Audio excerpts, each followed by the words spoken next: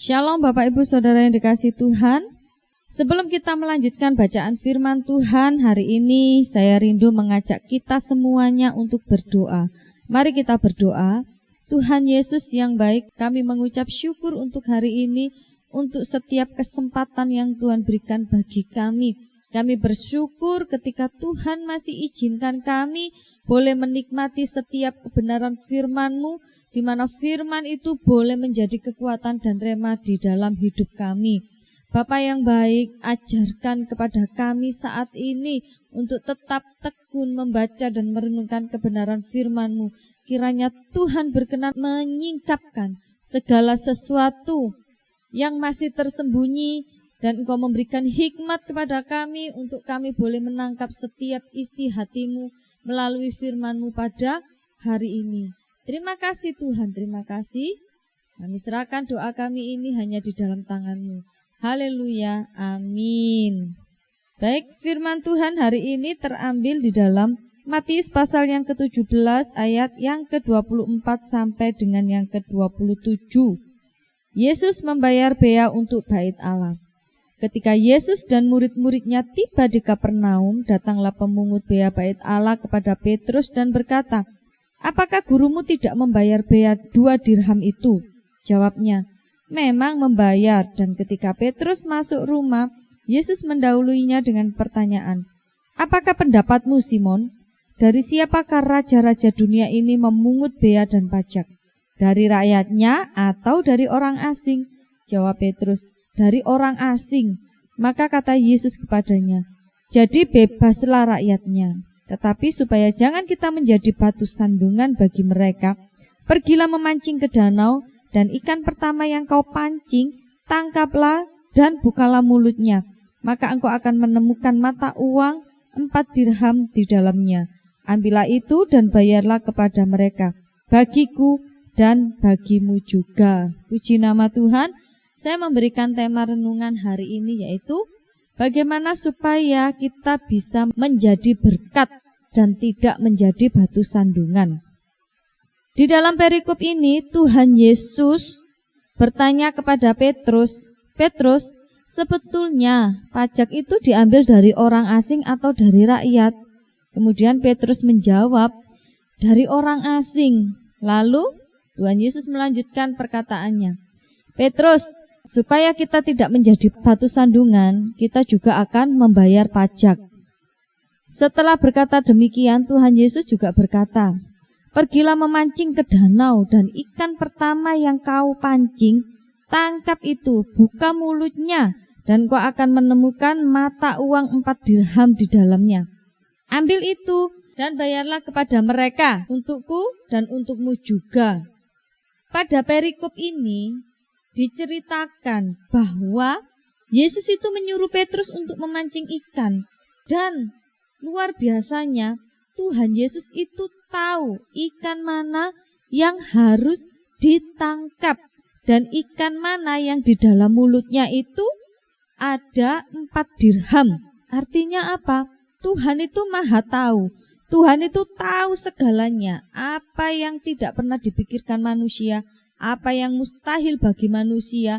Jika Tuhan inginkan dan Tuhan kehendaki, itu tidak akan pernah menjadi hal yang mustahil, tetapi itu akan menjadi hal yang nyata, menjadi mujizat yang terbaik di dalam hidup setiap kita. Dan kisah ini sebenarnya membuktikan bahwa Yesus itu adalah benar-benar Tuhan yang tahu mengenai segala perkara yang akan terjadi.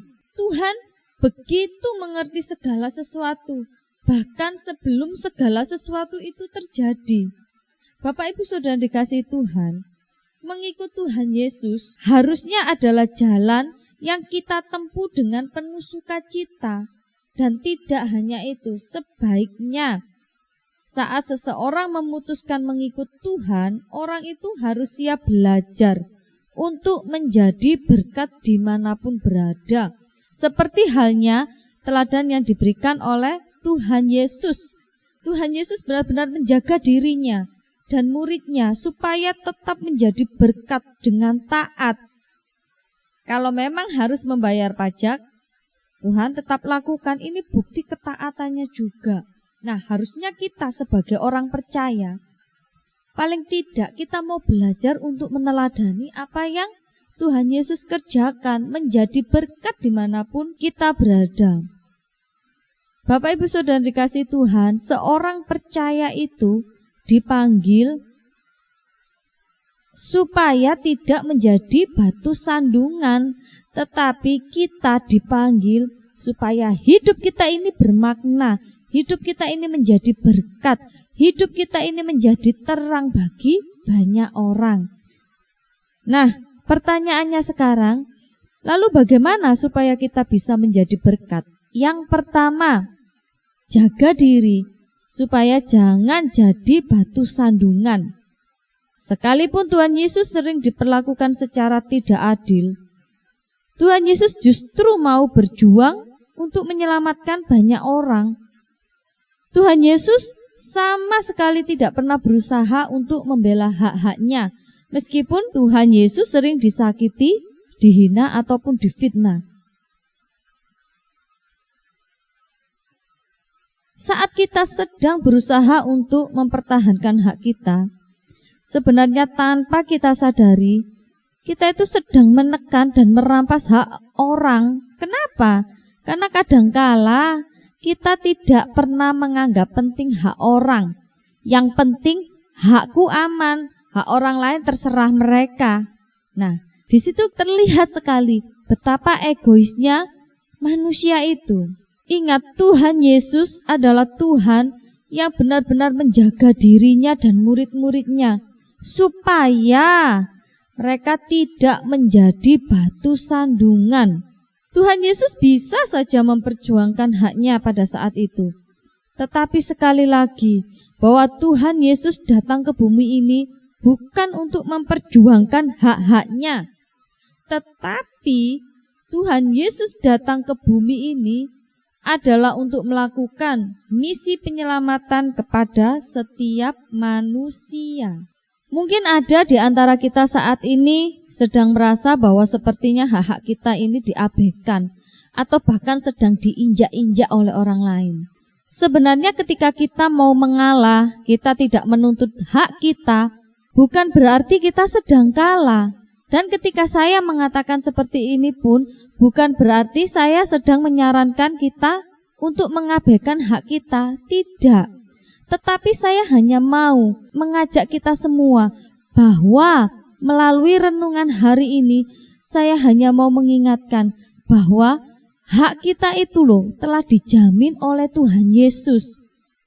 Keadilan itu bukan datang dari manusia. Keadilan itu juga bukan terjadi di pengadilan manusia, tetapi keadilan itu akan terjadi di pengadilan Tuhan. Keadilan itu akan ada di tangan Tuhan. Terkadang keputusan suatu pengadilan di dunia ini itu pun dapat direkayasa. Jadi Bapak Ibu Saudara yang dikasihi Tuhan, jangan pernah berkecil hati, jangan pernah sakit hati ataupun kecewa menghadapi segala sesuatu yang buruk. Mungkin hak kita diabaikan, diinjak-injak. Serahkan semuanya kepada Tuhan.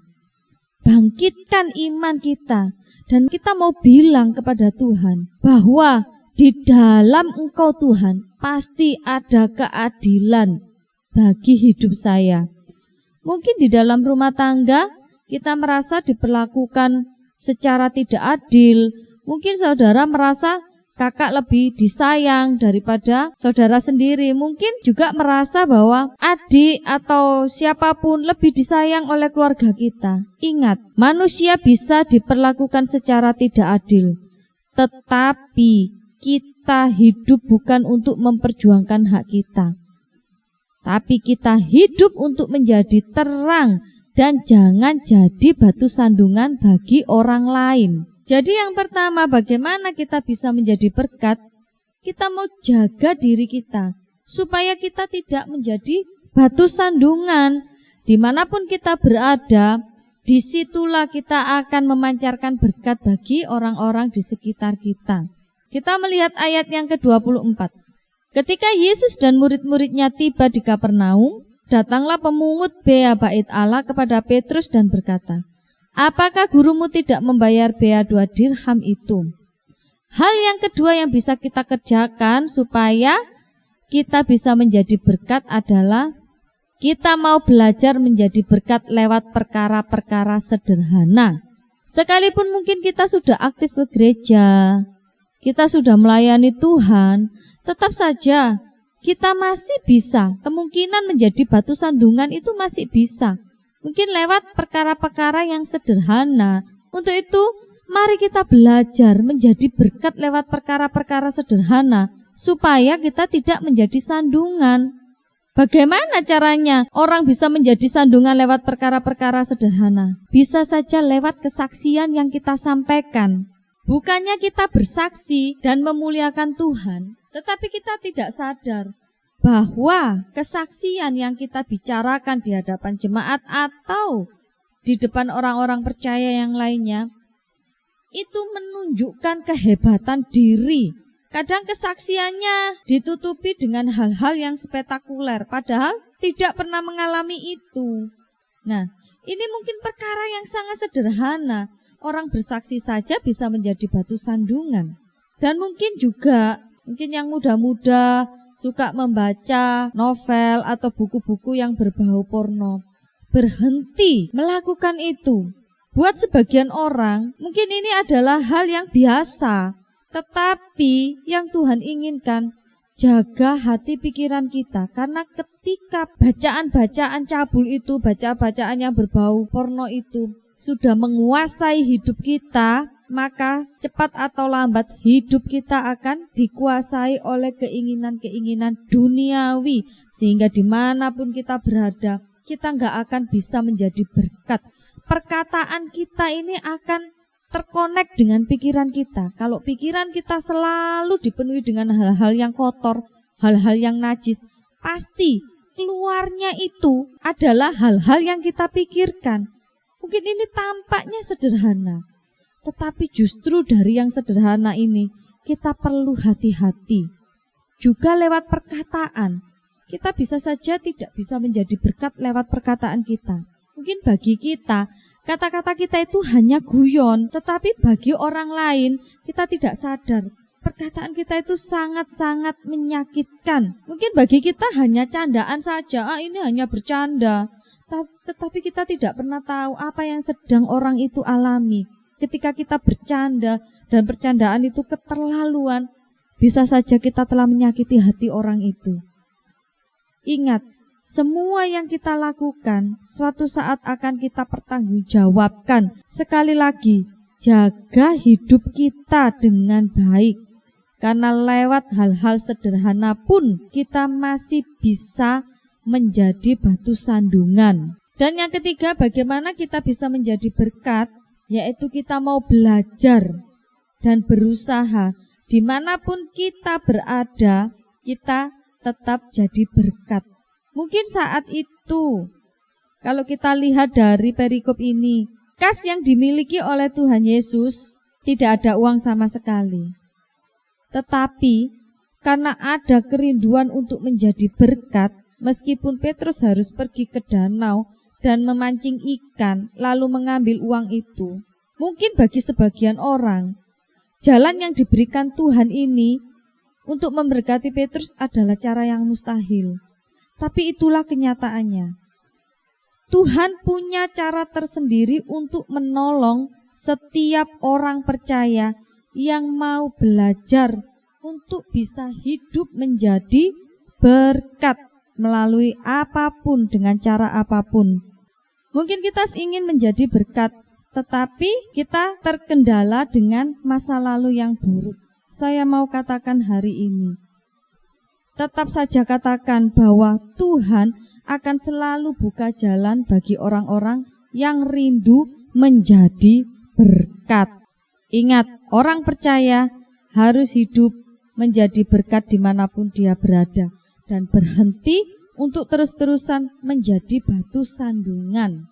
Jadi bagaimana supaya kita bisa menjadi berkat? Yang pertama, jaga diri kita supaya jangan sampai kita menjadi batu sandungan dimanapun kita berada.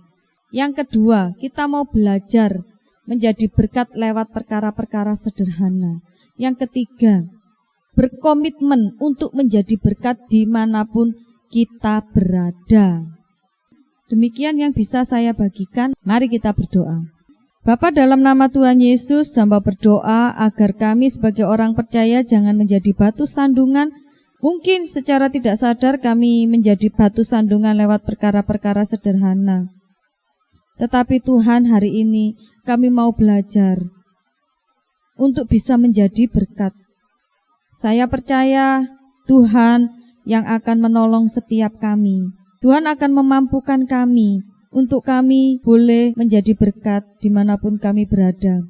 Tuhan, hamba juga berdoa, mungkin ada di antara kami yang sedang sakit. Tolong kami Tuhan, Engkau yang menjadi sumber kekuatan dan kesembuhan bagi kami.